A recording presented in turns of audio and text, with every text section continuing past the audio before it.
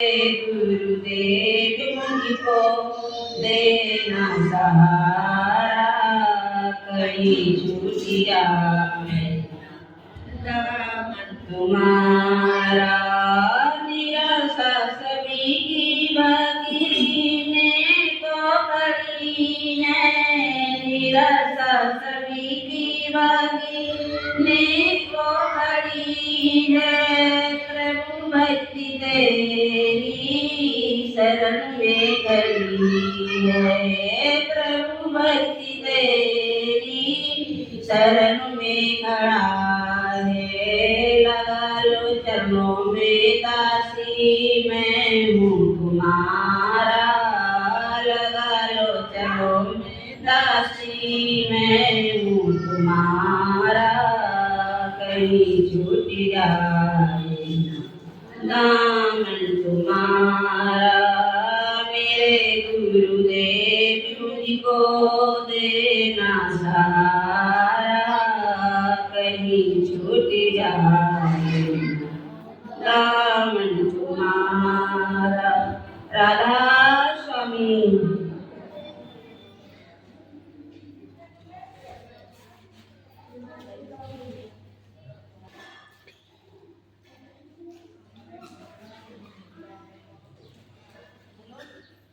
बोलिए सतगुरु स्वामी की जय।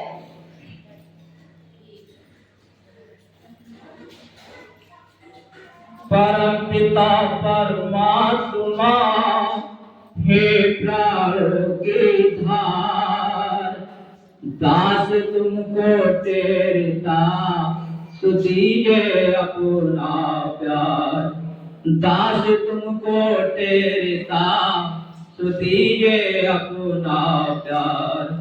मम हृदय में बैठकर आप करो सत्संग, इन रूहों को मिले सो दाता तेरा रंग, इन रूहों को मिले दाता तेरा रंग।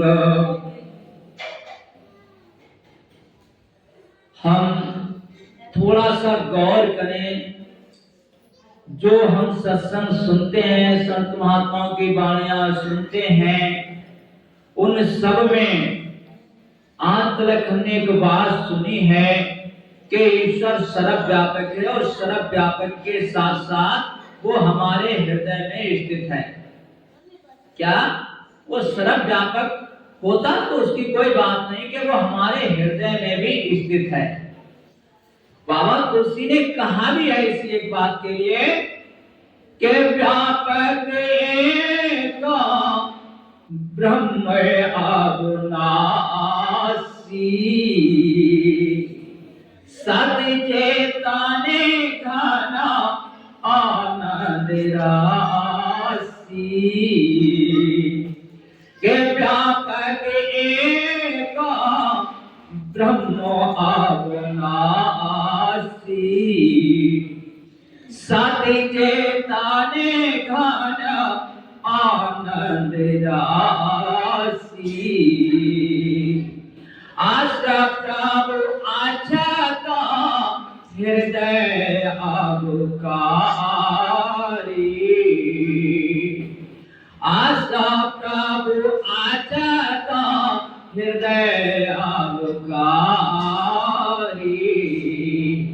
सकला जीवा जागा दीना दुखारी,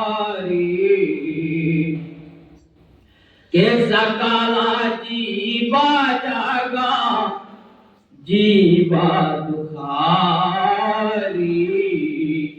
जो परम पिता परमात्मा है वो अविनाशी है और चेतन है और वो आनंद की राशि है। यानी एक तो सुख की राशि होती है पर आनंद राशि है। और अस्य प्रभु अक्षत हृदय अवकारी, ऐसे प्रभु हमेशा हमारे हृदय में रहते हैं, हमेशा आनंद की राशि प्रभु हमारे हृदय में रहते हैं। और फिर भी सकल जीव जब दीन दुखारी, फिर भी पूरी दुनिया हर इंसान दुखी है, आनंद राशि के हृदय में परम पिता परमात्मा है, फिर भी सब दुखी है। भाई परमात्मा अगर कहीं दूर होते, जो सर्वेश्वर है, जो जगदीश्वर, तब इंसान दुखी होता, तब तो सही था। पर वो हृदय में होने के बाद भी हम सब दुखी हैं। क्यों दुखी हैं? क्योंकि उनका हमें अनुभव नहीं है, एक बात। दूसरी बात यह है कि हम संतों की संगत को सही ढंग से नहीं जाते हैं।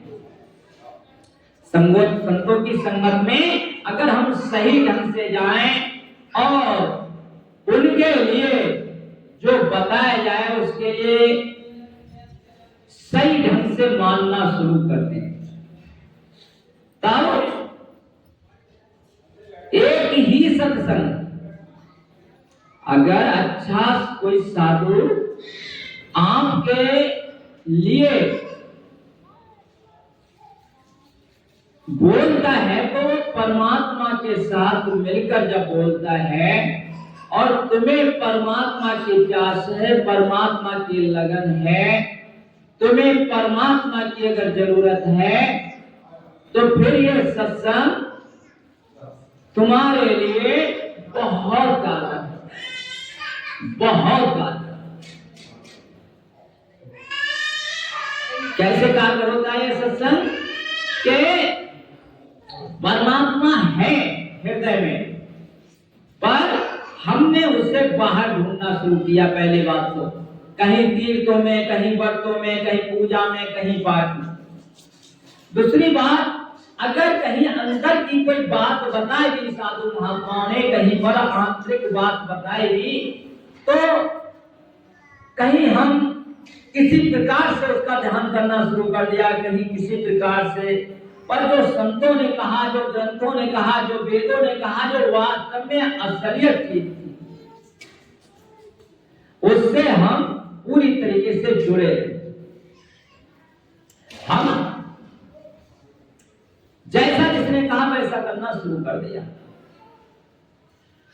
पर अगर के हमें भक्ति के रास्ते पे चलने के बाद या संत मत के रास्ते के चलने के बाद हमारे लिए हर हाल में सुखी रहना चाहिए, क्योंकि अचट हृदय अवकारी, मेरे परम पिता परमात्मा विकार रहित, जहां कोई विकार है ही नहीं, वो हमेशा हृदय में वास करते हैं। विकार किसके अंदर है? हम लोगों के अंदर है। पर जब विकार रहित परमात्मा से हमारा संबंध हो जाए, रिश्ता जुड़ जाए, तो हमारे अंदर से भी विकार समाप्त हो जाए, रिश्ता जुड़ जाए। और उसके हृदय में रिश्ता बनने की बात शुरू से ही, एक बात जो मैंने अपने जीवन में अनुभव की, हर श्वास जो तुम्हारे अंदर जा रही है, उस श्वास के साथ अनुभव करते हुए अगर आप राम कह रहे हो, तो फिर अपने हृदय में राम का अनुभव करो।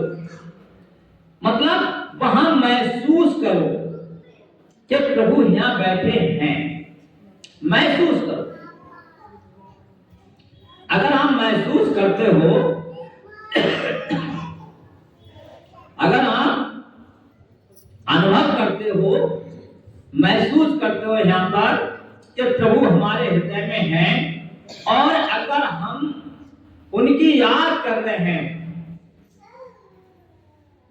तो फिर वो हमें देख रहे हैं और हमें सुन रहे हैं।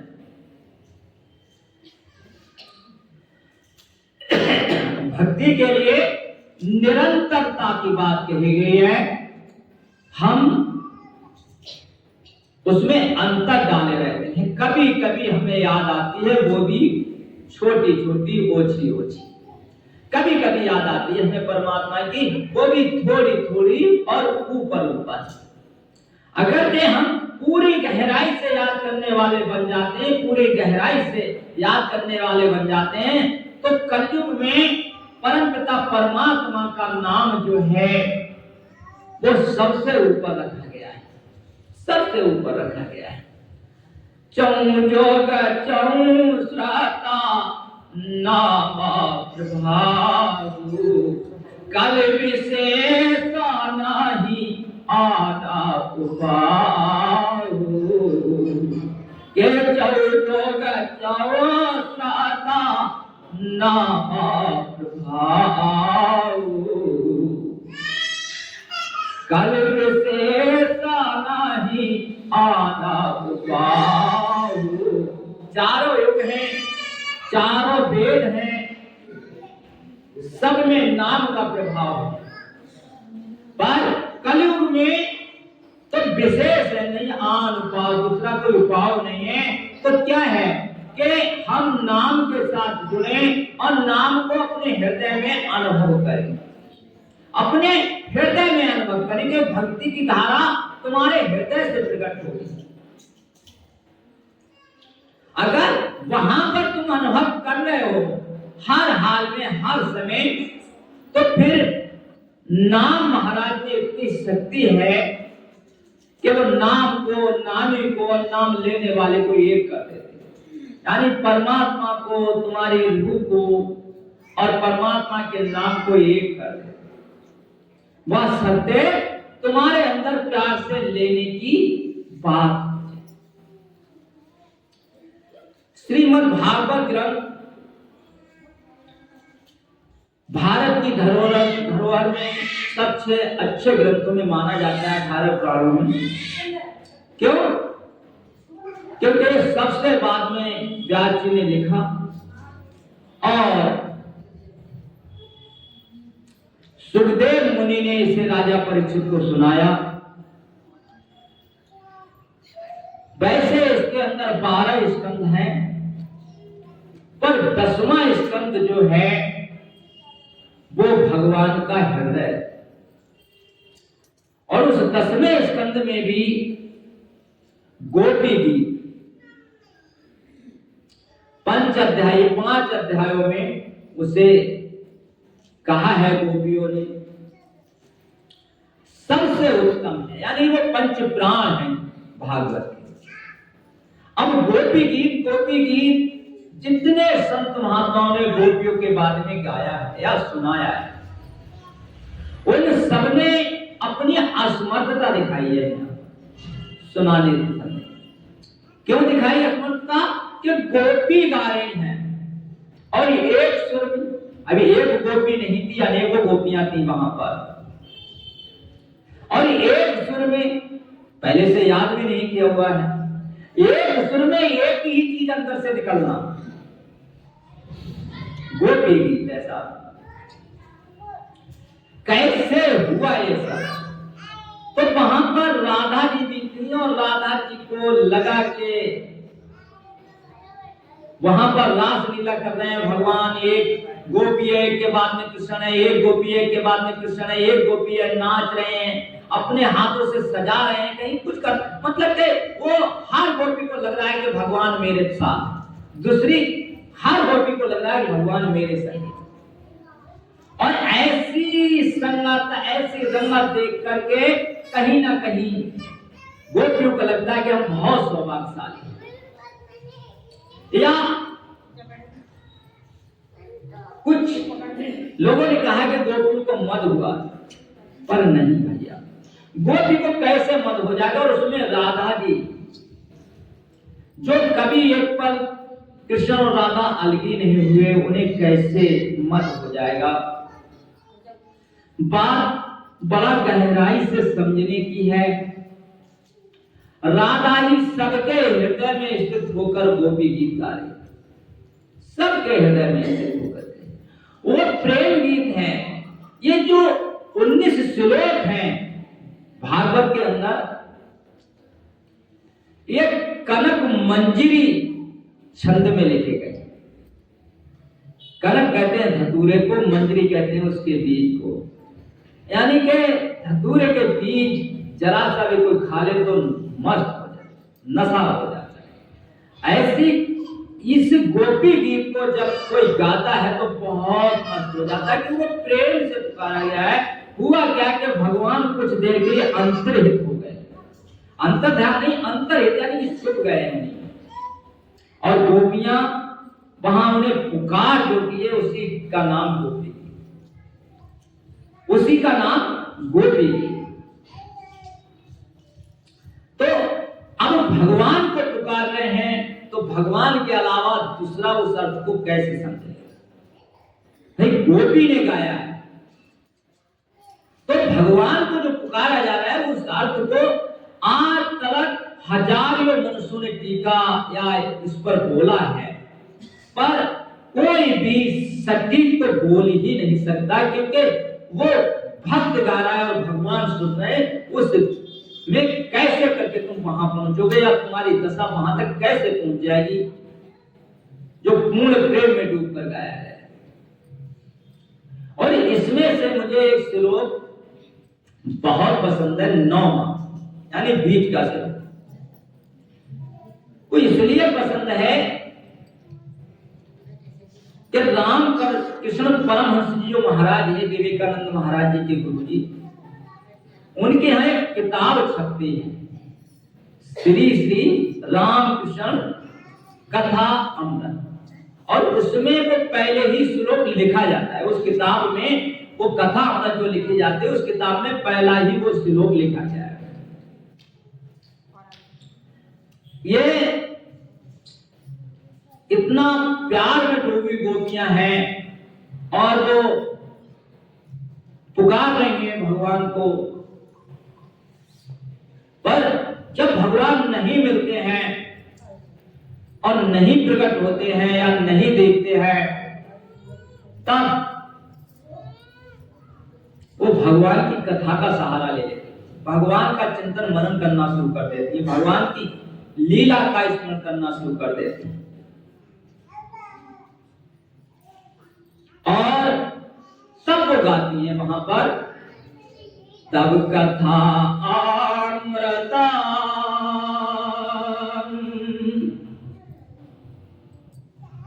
तब कथा अमृता, तप जीवनम, तब कथा अमृतम, तप जीवना, तब कथा अमृतम, तप जीवनम कवि भीरितम,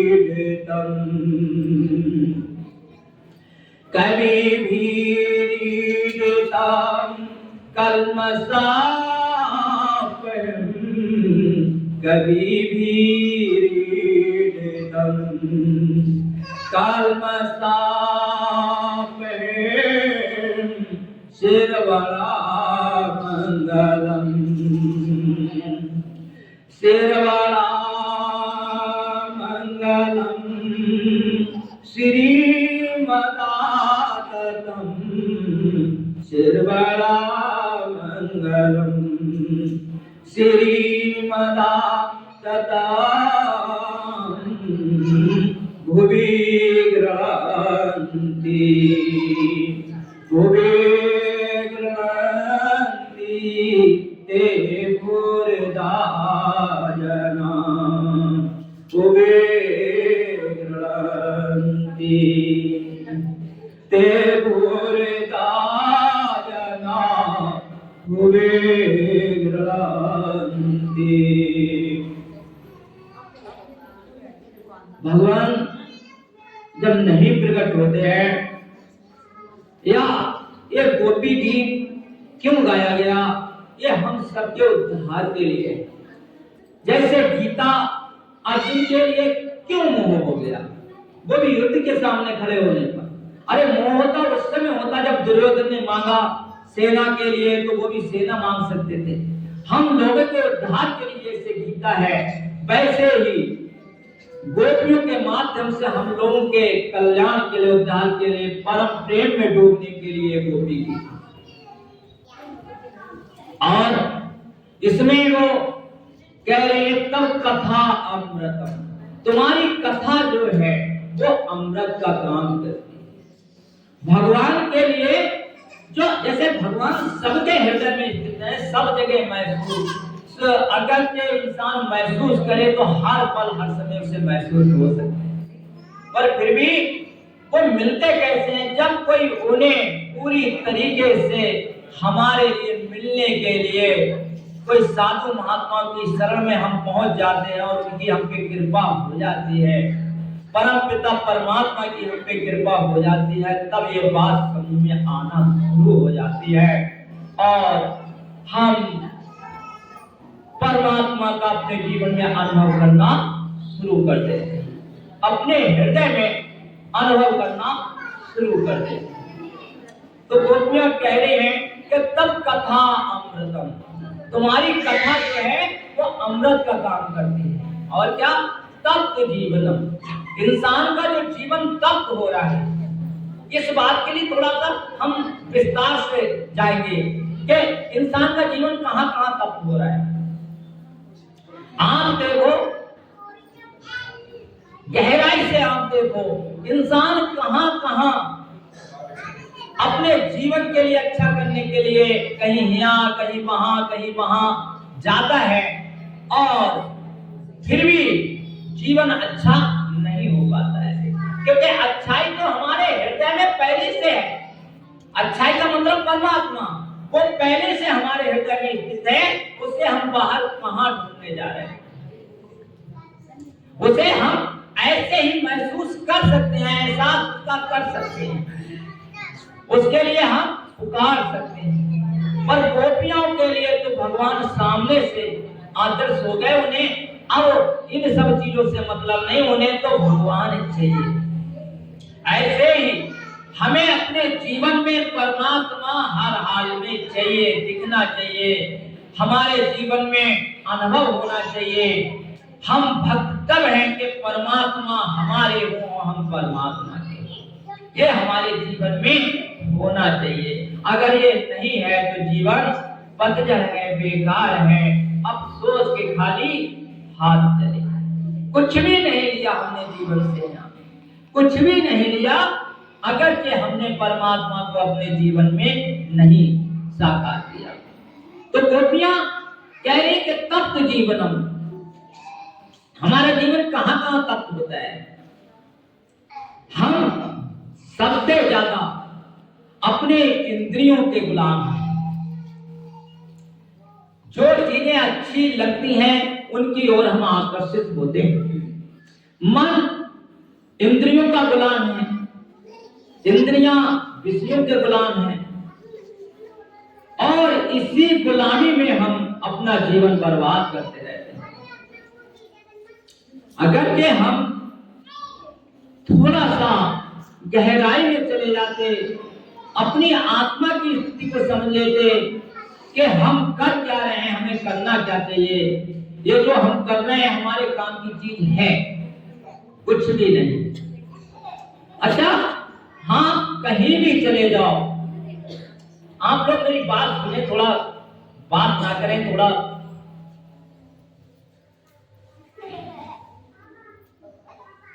तो अगर थोड़े गहराई में चले जाते, आत्मा की आवाज सुन लेते या कभी अपने आप से भी बात कर लेते कि क्या हम कर रहे हैं, क्या इसीलिए हमें नर्तन मिला है, क्या इसीलिए हम गुरु महाराज जी के दर पर आए हैं कि जो कर रहे हैं क्या ये हमारे सब संगी साथी हैं जो कर रहे हैं? विचार करें, जो कुछ हम कर रहे हैं क्या वो हमारे असलियत में साथ दे रहा है? साधु महात्मा ये नहीं कहते घर परिवार छोड़ दो, पर साधु महात्मा एक बात जरूर कहते हैं कि घर परिवार में रहते हुए घर परिवार से इतने मत बन जाओ कि परमात्मा को भूल जाओ। एक चीज, दूसरी चीज ये बहुत गहराई से समझने की बात है, भक्ति भी एक रस होनी चाहिए, एक जैसी होनी चाहिए, एक की होनी चाहिए। भक्ति में दूसरी चीज कभी नहीं आनी चाहिए, कभी नहीं आनी चाहिए दूसरी चीज जीवन में। अगर के हम इस दर पर आए हैं और जो युक्ति महाराज जी ने हमें बताई है परमात्मा से मिलने की, वही तरीके से हम परमात्मा का चिंतन मनन करें, या कोई भगवान राम की आराधना करने वाला है तो पूरे जीवन भर फिर राम ही राम है, पूरे जीवन भर। बाबा तुलसी ने कहा बने तो रघुवर से बने वा बिगड़े भरपूर। अगर बनना है तो मैं राम नाम का सहारा लिया, बने तो रघुवर से बने। अगर मेरी बने तो श्री राम जी से बनेगी वा बिगड़े भरपूर। अगर बिगड़ना ही है और राम जी नहीं बना रहे तो बिगड़ जाए। बने जो रघुवर के बिना, जो मेरे इष्टदेव के बिना अगर बने ता बनने पर धूल, मैं धूल डालता हूं उस बंदे। अगर उसके बिना अगर बने, अगर कोई कहे कि भाई तुम यहाँ आते हो यार, यहाँ जाते थे वहां दूसरी जगह चले जाओ तुम्हारा काम बन जाएगा।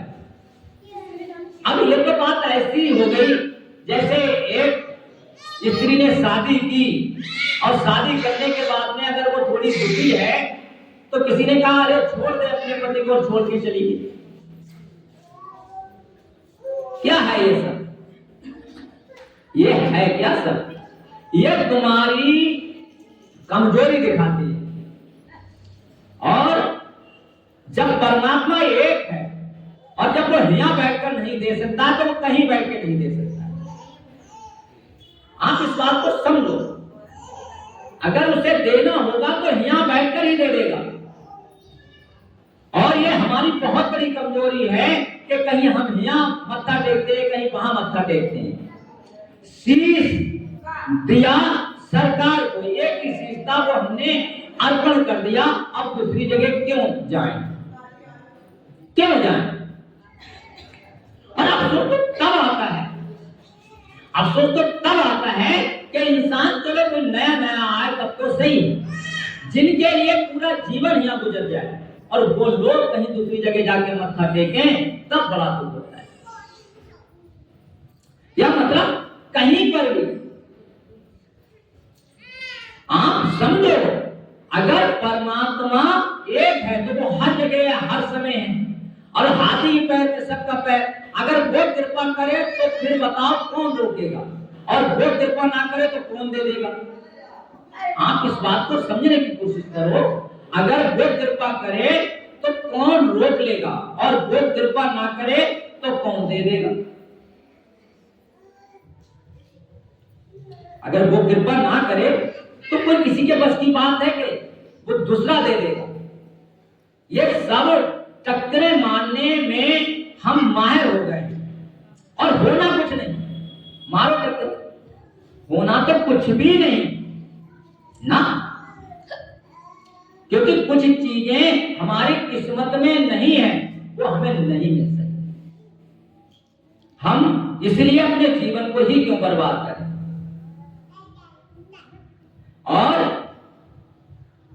भक्ति अगर एक रस होती है, एक आकार होती है, तो महाराज जी के दृष्टांत सुनाते थे, वो बड़ा अच्छा लगता है कि दो भक्त बैठे थे और नारद जी उधर से निकल रहे हैं। एक इमली के वृक्ष के नीचे बैठा है, एक पीपल के वृक्ष के नीचे बैठा है, और वो पूछ लेते हैं कि ये बताओ कि हमारे लिए परमात्मा मिलेगा नहीं मिलेगा जब तुम परमात्मा से मिलने जा रहे हो? तो नारद जी ने पूछ लिया, एक से कहा जो पीपल के वृक्ष के नीचे बैठा था कि उसे तो इस जन्म में तो नहीं मिलेगा, अभी 2-3 जन्म के बाद मिलेगा परमात्मा। और एक इमली के वृक्ष के नीचे बैठा था, उससे कह दिया कि जितने इमली के पत्ते हैं इतने पत्ते हैं, जन्म हो जाएंगे तब उसे परमात्मा मिलेगा। और जब लौट के नारद जी यही बात कहते हैं तो कहता है कि इस जन्म में नहीं मिलेगा, 2-4 जन्म लग जाएंगे। वो कहता है 2-4 जन्म बाद मिलेगा तो फिर क्यों बैठे? चलो फिर यहाँ क्यों बैठे हैं? क्या फायदा है भाई, 2-4 जन्म बाद ही मिलेगा तो क्यों यहाँ आए? कह दिया भगवान ने, कह दिया 2-4 जन्म बाद मिलेगा तो फिर क्यों आए? वो चला गया छोड़ के, बोले चलो यार घर बर्बाद में रहेंगे, मेरे मतलब में परेशानी था। दूसरे के पास गया तो उसने कहा कि जितने इमली के पत्ते हैं इतने जन्म के बाद परमात्मा मिलेगा। भगवान ने कह दिया कि मैं मिलूंगा इतने जन्म बाद। तो तभी से नाचना शुरू कर दिया, गाना शुरू कर दिया कि परमात्मा मुझे मिलेगा, मुझे मिलेंगे परमात्मा। बस अब बात यहाँ से शुरू हो जाती है। इंसान का दिल उसके लिए कितना, केवल इतना नाचना, इतना गाना, झूमना शुरू कर दिया। भाई मेरे, वो इतना नाचता रहा, घूमता रहा कि नारद जी वहां से गए और वो 24 घंटे के अंदर यदि परमात्मा वहां, हमारी भावना, हम कितना परमात्मा को पुकार पा रहे हैं। तप्त जीवनम, हमारा जीवन तप्त हो रहा है, दुखी हो रहा है हमारा जीवन। अच्छा मैं तुम्हें बताऊं कि जिस चीज के लिए तुम ज्यादा लालायित हो, अभी मान लो थोड़ी देर के, क्या तुम उसी चीज के लिए कर्म कर रहे हो? भाई कोई चीज के लिए ज्यादा हम दुखी हैं, तो क्या हम उसी के लिए हैं पूरी तरीके से इस तरह? क्या हम उसी चीज का चिंतन मनन कर रहे हैं? हम देख रहे हैं कि तुम और चीजों में भी बहुत मस्त हो, उसी चीज के लिए कहां जरूरत है? पूरी तरीके से उसी चीज के लिए कहां जाना है तुम्हारे दिल में? तुम्हारे लिए बहुत शौक हैं, बहुत चीजें हैं, बहुत तुम्हारे जीवन में कबाड़ भर गया है, उसकी तरफ भी तो दृष्टि डालो। इसलिए तप्त जीवनम, हमारा जीवन जो है तप्त हो रहा है, और इसके लिए क्या है? तब कथा अमृतम, तुम्हारे वचन जो है, तुम्हारी कथा जो है वो अमृत का काम करती है। और क्या? कभी भी रीडतम, अच्छे अच्छे साधु महात्माओं ने इसके लिए विस्तार से कहा है। और कलमसा वहम, कलमस कहते हैं पाप को, वो आपकी कथा जो है वो पापों के लिए पूरी तरीके से खत्म कर देती है। कलमसा अपहम, यानी कि पापों को खत्म करने नहीं बल्कि परमात्मा की ओर तुम्हारा मुख कर देती है, परमात्मा की ओर तुम्हारा मुख कर देती है। परमात्मा, अच्छा एक बात, आज थोड़ा सा निर्णय करके हम उठेंगे, यहाँ से थोड़ा सा निर्णय करके उठेंगे। चलो महाराज जी ने जो नाम बताया है, जिन लोगों के लिए अगर लगातार हम नाम का स्मरण करें, नाम का स्मरण करें, तो नाम के धारे ब्राह्मण महाराज जी ने जो दिया।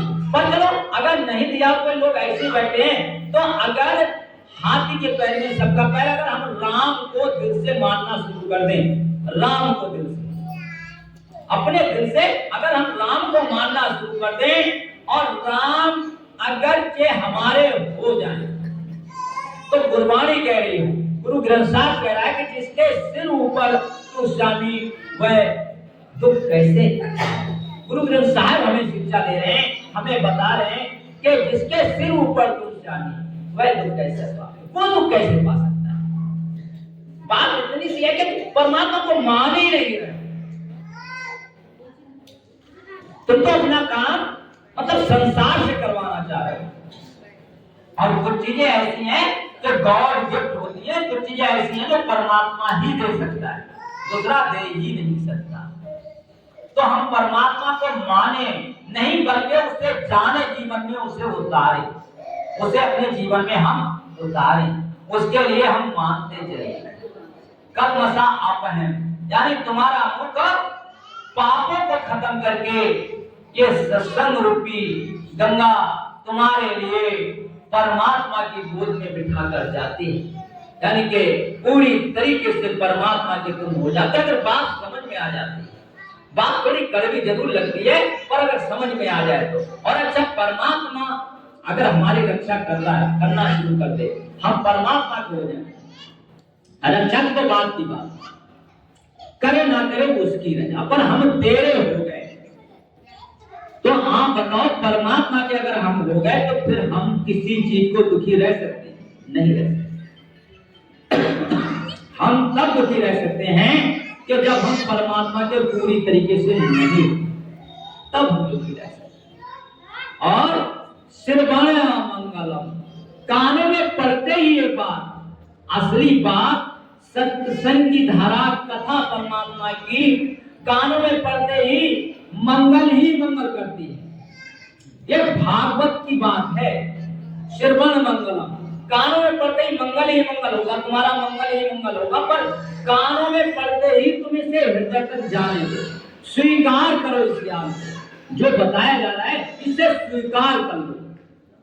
कि परमात्मा हमें मिलेगा तो उस परमात्मा के नाम को हर श्वास के साथ अंदर देखते हुए, हर श्वास के साथ अंदर देखते हुए और अपने हृदय में परमात्मा का अनुभव हम करें, अनुभव करें वहां कि राम हमारे हृदय में है। राम कहना नहीं बल्कि राम हमारे हृदय में है और हम वहां उनका अनुभव कर रहे हैं। हर पल तुम रुक रुक के इस चीज का अनुभव करके देखो, तुम्हारे जीवन में विकट शांति हो, यानी कि आप किसी प्रकार से शोषित नहीं होगे, किसी प्रकार से तिरस्कृत नहीं होगे, किसी प्रकार से कोई चीज तुम्हें दुखी कर ही नहीं, क्योंकि तुम परमात्मा का अनुभव कर रहे हो, क्योंकि तुम परमात्मा का अनुभव कर रहे हो, क्योंकि तुम अपने हृदय में सर्वेश्वर को, जगदीश्वर को, जो प्राणेश्वर हैं, जो सारे खंड ब्रह्मांड के मालिक हैं, जिनके चलाए सारी दुनिया चलती है, उन ईश्वर को, उन परमेश्वर को, उन राम को अपने हृदय में हम अनुभव कर रहे हैं, हम अनुभव कर रहे हैं और हम उनके हो जाए, बस यही मेरा सत्कार है। भगवान ने यही तो कहा कि आप मेरे हो जाओ। अच्छा, तो श्रवण मंगलम, कान में पड़ते ही मंगल ही मंगल करती है कथा। और क्या है? श्री मदादता। इसके लिए श्री शब्द के लिए थोड़ा सा हम गहराई में जाएं। यहां पर श्री संतों महात्माओं के लिए लगा रहे हैं कि संत महात्मा इसे बड़ा अच्छे ढंग से हमें समझाते हैं।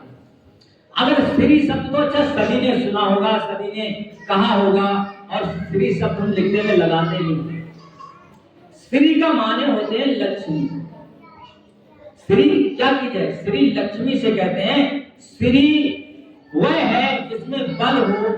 श्री किसे कहते हैं? बलम, जिसमें बल हो, बलम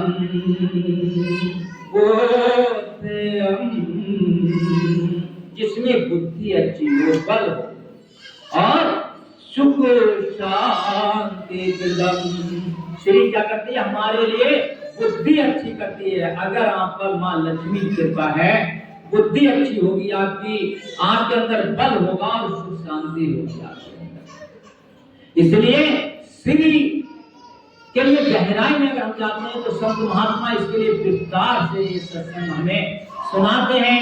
और भूमि गणंती, संसार में अगर कोई संसार का उपकार करने वाला है या कोई दाता है, वो साधु महात्मा है, क्योंकि वो हमें परम पिता परमात्मा के लिए कथ कर बताकर हमारे हृदय में परमात्मा को स्थापित करके परमात्मा से हमें मिला देते हैं। इसलिए सबसे बड़े दाता अगर कोई है तो वो साधु महात्मा है। और एक जगह तो कहा है, या थोड़ा सा गहराई सुनिए शब्द को, कि उसको मुख देके लाइए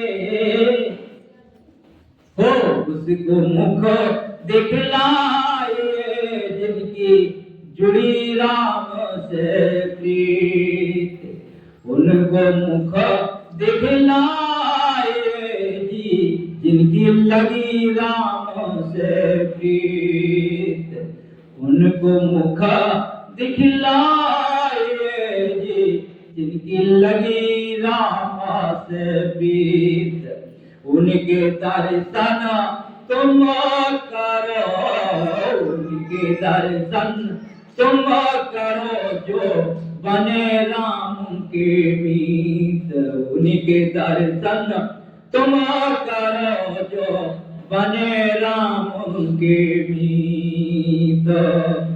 उनको मुख दिखलाइए, किसे? जो राम के मीत हैं, जो जिनकी राम से प्रीत लगी है, उनके तुम दर्शन करो, जो बने राम के मीत, जो राम के प्यारे बन गए हैं, उनके दर्शन तुम करो, उनके पास तुम बैठो। क्यों? क्योंकि जब उनके तुम पास बैठोगे तब तुम्हें परमात्मा की याद आएगी। मैं थोड़ी अपने गुरु महाराज जी की ओर जाऊं तो ये आश्रम तुम लोगों के लिए आश्रम होगा, पर मेरे गुरु महाराज जी का तो ये मंदिर है, इसमें बैठकर उन्होंने हम जैसी रूहों के लिए तारने का काम किया। उनकी एक श्वास यहाँ से जुड़ी है। जब मैं यहाँ बैठा होता हूँ, उनके जीवन की ओर देखता हूँ। उन्होंने हम जैसी रूहों का उद्धार किया, हमें जीना सिखाया, हमें बोलना सिखाया, हमें खाना सिखाया, हमें रहना सिखाया, हमें सहनशीलता सिखाई। हमने उनके जीवन में देखा कई बार वो एक चीज को बार बार करवाते थे उनसे। हमने देखा एक दीवार को 2-3 बार तोड़वा दिया उन्होंने, और फिर भी वैसी बनी।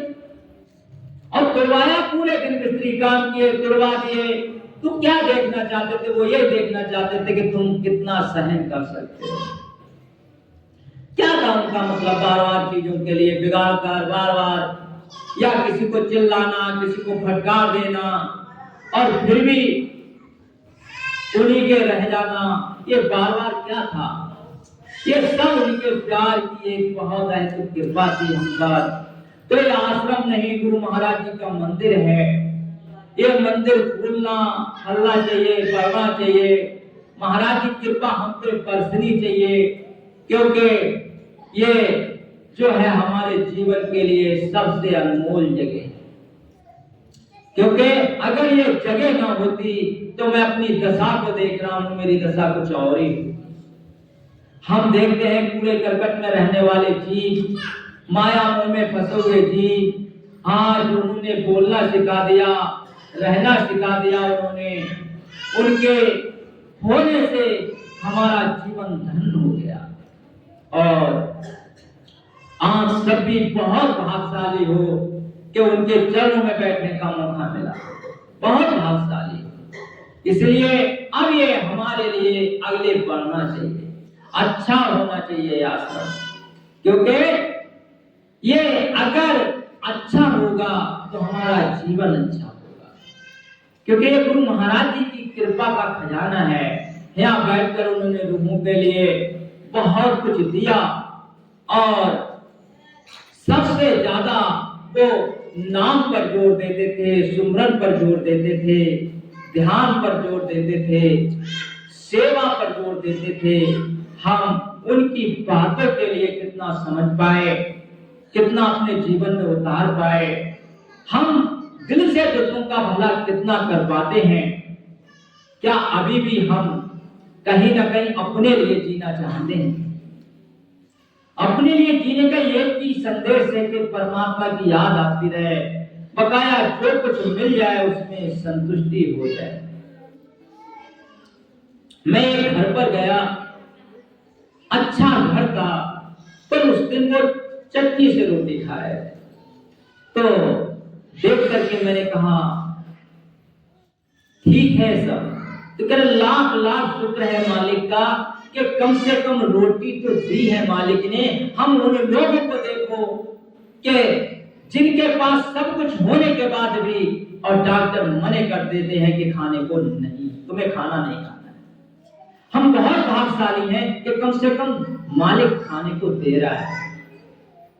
या हम उन लोगों को देखें कि जो कहीं जंगलों में पड़े हैं, ऐसे ही कहीं फंस गए हैं बुरी तरीके से, और जिन्हें खाने को नहीं मिल पा रहा है, उनसे तो बेहतर है। तो जो कुछ मिल जाए, जैसा पहनने को मिल जाए, जैसा खाने को मिल जाए, भक्त की रहनी ये है कि उसमें संतुष्ट हो जाए, उसमें संतुष्ट हो जाए। क्योंकि जब तक ये नहीं है तब तक कुछ भी नहीं। जीवन में हम कितना सहनशील बन पाए, कितना हम अपने आप को परमात्मा के अर्पण कर पाए, ये अपने आप को देखते हुए चलते रहना चाहिए। परमात्मा को बार बार पुकारते रहना चाहिए, क्योंकि अगर उन्हें पुकारोगे तो मजबूर दिल की आंखें खाली कहीं ना जाए। मुझे बहुत परमात्मा को पुकारने वाले तो बहुत होते हैं, और इंसान का जहां विश्वास होता है, मैंने देखा लोग जब गुरु महाराज जी के पास आते थे, रोते हुए, चिल्लाते हुए, तड़पते हुए, तो वे साधु कहीं ना कहीं परमात्मा की ओर दृष्टि करके दुआ दे देते थे, लोगों का भला होता है। आज भी कोई पूरे दिल से जब रो करके चिल्लाता है और मालिक को पुकारता है तो मजबूर दिल की आंखें खाली कहीं ना जाए। मजबूर दिल होकर के, क्योंकि कोई है ही नहीं अब हमारा, कोई है ही नहीं हमारा। हे प्रभु, इस समय तुम्हारे नाम हम किसे पुकारें, कोई नहीं है। तो जब मजबूर होकर इंसान पुकारता है तो परमात्मा फिर, क्योंकि वो तो हृदय में ही स्थित है, कोई ऐसा थोड़ी है कहीं दूर कहीं बैठा है जो वो सुन नहीं पा रहा है, पर हमारी पुकार ही कहीं आधी अधूरी रह जाती है। हमारी पुकार में ही पूरी ताकत नहीं है, हमारी पुकार में ही पूरी ताकत नहीं है। अगर पूरी ताकत हमारी पुकार में आ जाए तो वो मालिक हमें मिलना शुरू हो जाए। वो मालिक हमारी, कौन अच्छा, आप बताओ, अपने बच्चों को कौन रोता तड़पता देखना चाहता है, कौन दुखी देखना चाहता है अपने बच्चों को। पर बात यह है कि हम उनके ना बनकर माया के बने हुए, हम उनके ना बनकर संसार के बने हुए हैं। रामायण तो हम कहती है कि मोरे दास कहाए नर आसा, करहु तो कहुआ कहा विश्वासा। मेरा दास होकर के दूसरों की आशा रखता है, दूसरों से विनती करता है, दूसरों से खुशामद करता है, तो मैं कैसे मानूं कि वो मेरा दास है, कैसे मानूं?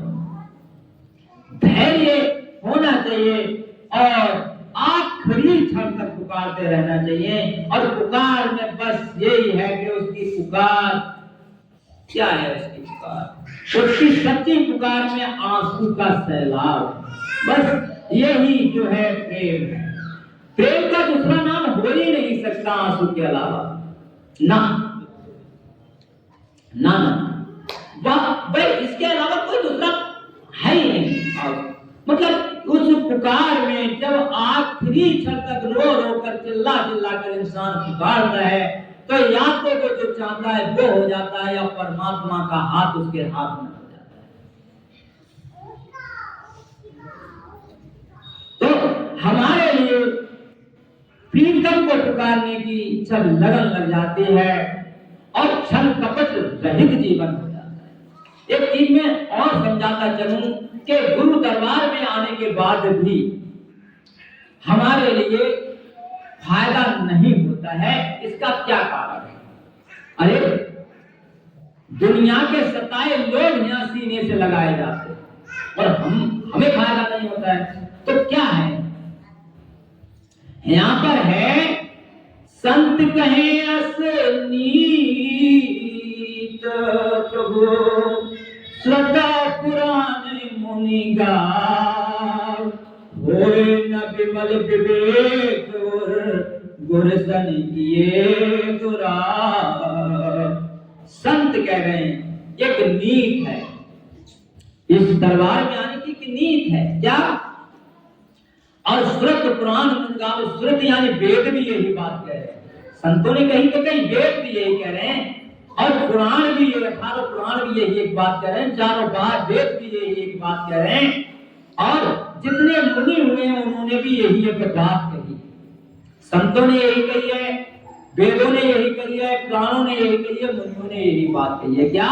होए न विमल विवेक, तुम्हारे हृदय में निर्मल ज्ञान तब तक हो ही नहीं सकता, गुर सन किए दुरा, गुर से अगर हम कुछ छिपाते हैं तब, गुर से अगर हम कहीं छल कपट रखते हैं तब हमारे लिए जो विमल निर्मल ज्ञान की बात है वो हमारे अंदर पैदा हो ही नहीं, क्योंकि गुर सन किए दुरा, वहां पर तुम छल कपट रख रहे हो, आते रहे हो आश्रम पर कहीं ना कहीं तुम्हारी भावनाओं में छल कपट भी बाकी है, इसीलिए कहीं ना कहीं हम अधूरे रह जाते हैं। नहीं तो महाराज जी कहते थे कि इस दर पर आने के बाद में अगर कोई प्यासा रह गया तो इसका मतलब ये था कि उसने पानी पीने की इच्छा नहीं जताई, पानी पीने की इच्छा नहीं जताई। नहीं तो जहां सागर भरा हुआ है वहां पानी की क्या हमारे लिए भी महाराज जी की याद करते हुए और एक ही बात दिमाग में रखनी चाहिए, क्या हमारे लिए भीखा साहब का वो साकी वो दोहा मुझे बड़ा बढ़िया लगता है। भीखा भूखा कोई नहीं, सबकी गठरी लाल, गिरह गिरह खोल ना जानती, ताते दहा कंगाल। सबकी गठरी लाल है, सबके हृदय में परमात्मा है, गिरह नहीं खोल पाया इंसान। क्या गिरह है? हमारे अंदर एक ही गांठ है, छल कपट की। एक ही गांठ है, छल कपट की। आप विचार करके देखो, अगर पूरी तरीके से निर्मलता हमारे अंदर आ जाए तो फिर हम किसी से लड़ेंगे, झगड़ेंगे या किसी से तू में करेंगे। अगर पूरी तरीके से निर्मलता आ जाए, पावनता आ जाए, स्वच्छता आ जाए। हम लड़ते झगड़ते तू में तब करते हैं कि हमारे अंदर निश्चलता नहीं, हमारे अंदर छल कपट होता है। वो छल कपट ही हमारे अंदर ईर्ष्या और जलन पैदा कर देता है और इसी के कारण लड़ाई झगड़े होते हैं। ईर्ष्या और जलन पैदा कर देता है।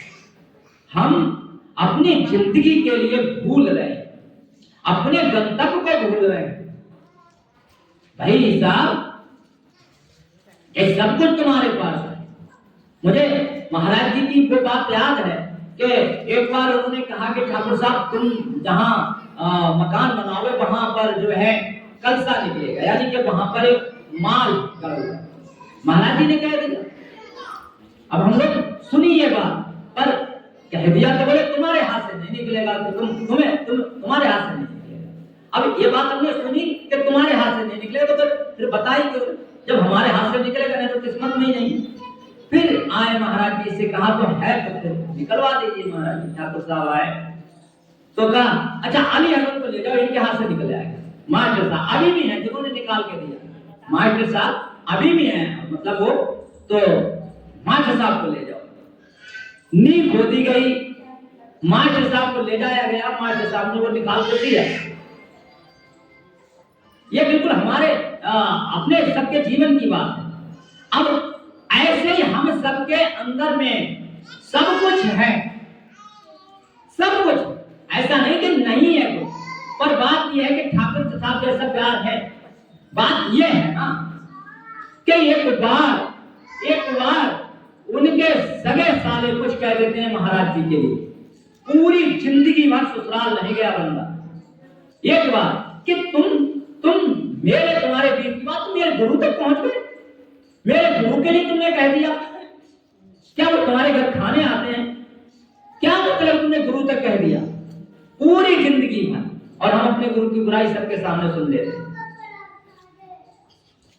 उनके जैसा प्यार कि जो मतलब ठाकुर जाति के होने के नाते सबके बाद में हर जाति के इंसान होता था, आश्रम पर जो सेवाकारी होते थे बड़ी सी परात में खाना धर लेते और सब उसी में से उठा कर खा रहे हैं। सबको हमने अपने आंख संग में सबके खाते देखा, उनके जैसा प्यार। देखो हम किसी की बातें तो कर लेते हैं पर उसकी जैसी रहनी हम बनाते नहीं। अपनी बात कहते रहते हैं कि सबरी के झूठे बेर खाए, पर सबरी ने पूरे जीवन में 10,000 साल लगातार एक गुरु की बात पर कह दिया। उसके गुरु ने कह दिया कि तू क्यों परेशान हो रही है, मैं जा रहा हूं, राम तेरे द्वारे आएंगे, ब्रह्म तेरे द्वारे आएगा और ये इसी कुटिया में आएगा। सबरी पूरे जीवन में एक बात पर पूरे जीवन 10,000 साल जी है सबरी, थोड़ी बहुत उम्र कोई, और पूरे जीवन भर रास्ता में हाथ रही है, रास्ता सफा करती है, रोज फल चुन कर लाई है, रोज फल चुन कर आएंगे, राम आ जाएंगे। एक दिन का काम थोड़ी था उसका। मेरे गुरु महाराज जी ने कह दिया क्या पता कब आएंगे, तो कहा नहीं था उस दिन आएंगे, ये कहा नहीं। अब हम देखो विश्वास की बात, सबरी की बात कर लेते हैं पर बातें पूर्ण विश्वास पूरी जिंदगी में आखिरी श्वास तलक। और जब जिस दिन आए हैं राम, उसी दिन राम को देखा है, राम को खिलाया, राम को पाया है, उसी दिन उन्हीं के सामने अपने शरीर को छोड़कर सबरी कि अब तुम मिल गए तो अब क्या करना है शरीर को रखकर। उसी दिन शरीर को छोड़कर सबरी परम पिता परमात्मा में यानी राम में लीन हो जाता। तो विश्वास कलयुग समझुग नाही जो नर कर विश्वास। अच्छा, महाराज जी बहुत अच्छे ढंग से कहते थे कि जब दो नावों पे पैर रखते हैं क्या होगा, क्या होगा उनका, आप सोचो तो। अरे एक नाव इधर को चली एक इधर को चली तो क्या होगा। इसलिए एक आस विश्वास जिनका रहता है, एक अच्छी बात जिनकी रहती है, भक्ति अमोघ हो जाती है और परमात्मा की रात में वो मिल जाती है।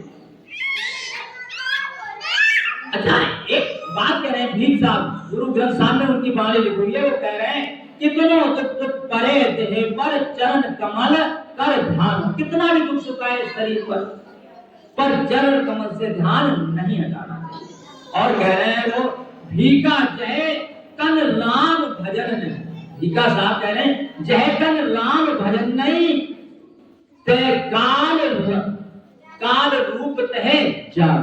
भीखा जय कन राम भजन नहीं काल रूप तहे जा। जिसमें मेरे राम का भजन है नहीं, भीखा साहब कह रहे हैं, वही काल का रूप। क्या है काल का रूप? कौन काल के फंदे में फंसा है? जिसके लिए भगवान का भजन नहीं। जय शिरदास मल रहेता नहीं संतन कर साथ, तिनको मान से अगमात तेरे न प्रिय रघुनाथ। आखिरी बात करते हुए मैं अपनी बात राग की ओर ले जाऊं। और आज जिस चीज के ऊपर, जिस हृदय के ऊपर, जिस श्वास के ऊपर हम बोले हैं, कुछ देर भजन पर बैठना पड़ेगा, थोड़ी देर परमात्मा को याद करना पड़ेगा, सिर्फ 5 मिनट। पर मैं उससे पहले तुम्हारे लिए बात कह दूं कि जय श्रद्धा संबल रहे, जिनके अंदर श्रद्धा नहीं रही अपने गुरु महाराज से, श्रद्धा का बल नहीं है जिनके अंदर, और नहीं संतन का साथ और संतों का भी साथ नहीं है, तिनको मानस अगमत, उनको ये मानस बहुत अगम। जिन्हें न प्रिय रघुनाथ, जिनके जीवन में परम पिता परमात्मा नहीं है, जिन्हें प्रिय नहीं है, उनको मानस अगम है, उनको ये जो कथा है भगवान की उनको बहुत अगम है, उनको ये बात समझ में नहीं आएगी। तो हम ध्यान पर बैठेंगे। ध्यान की मैं अपने तरीके से थोड़ी सी तुम्हें विधि बताऊं। आप केवल अपनी श्वास को देखेंगे, केवल अपनी श्वास को देखेंगे और श्वास के साथ साथ अपने हृदय में उस श्वास का अनुभव करेंगे और वहां पर अपने इष्ट देव को हृदय में अनुभव करते हुए, आप अगर राम कह रहे हैं तो राम हर श्वास के साथ, हर श्वास के साथ श्वास पर बिल्कुल देखते हुए और अपने हृदय में देखते हुए, अनुभव करते हुए राम से मिलन के लिए हम बैठे हैं कुछ क्षण के लिए। तो हम लोग आंख मीचेंगे और थोड़ी देर से उनका ध्यान करेंगे।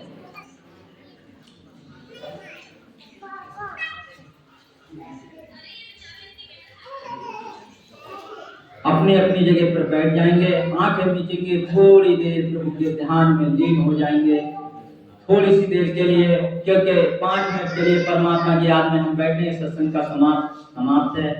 थोड़ी सी देर के लिए गहराई से उतरेंगे, थोड़ा अपने हृदय में देखते हुए, हर सांस पर चिंतन मनन करते हुए, हर सांस को गहराई से उतरते चले जाइए हृदय की ओर। हर सांस में प्रभु का ध्यान करते हुए, स्मरण करते हुए प्रभु का, प्रभु सांस में, हर सांस में समाये हैं प्रभु, हर सांस में अनुभव करते हुए राम राम कहते हुए, हृदय में प्रभु का अनुभव करते हुए गहराई से उतरते चले जाइए। परमात्मा रूपी प्रेम को स्वीकार करते हुए, अपने हृदय में राम का अनुभव करते हुए, हर सांस के साथ हृदय में उसका अनुभव करते हुए गहराई से थोड़ी देर हम बैठेंगे।